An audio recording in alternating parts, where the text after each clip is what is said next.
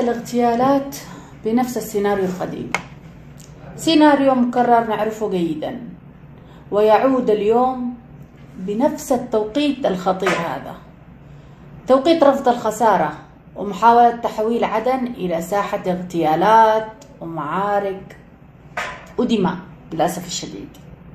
نقولها بوضوح: صفوا حساباتكم بعيدا عن عدن، اعترفوا بفشلكم أيضا بعيدا عن عدن. عدن ليست صندوق رسائل لفشلكم، ولا مكبا لغضبكم، ولا ساحة لتفريغ غبائكم وضياعكم وهروبكم أيضا.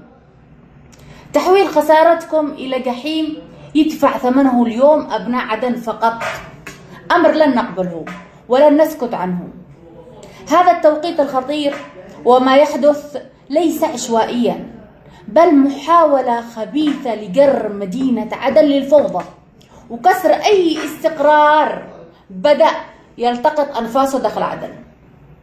المطلوب الآن وبشكل عاجل تجديد أمني حقيقي لا شكلي، كشف خلايا النظام السابق وكل من يعمل ضد استقرار عدن، ملاحقة الخلايا النائمة بلا تهاون، تركيب كاميرات مراقبة في كل شارع وكل زغط بعدن، لأن من لا يريد عدن مستقرة يخاف الضوء ويخاف الكاميرا ويخاف الحقيقة.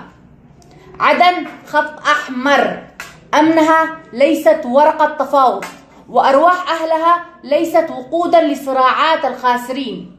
عدن تريد حياة لا مشاريع دم.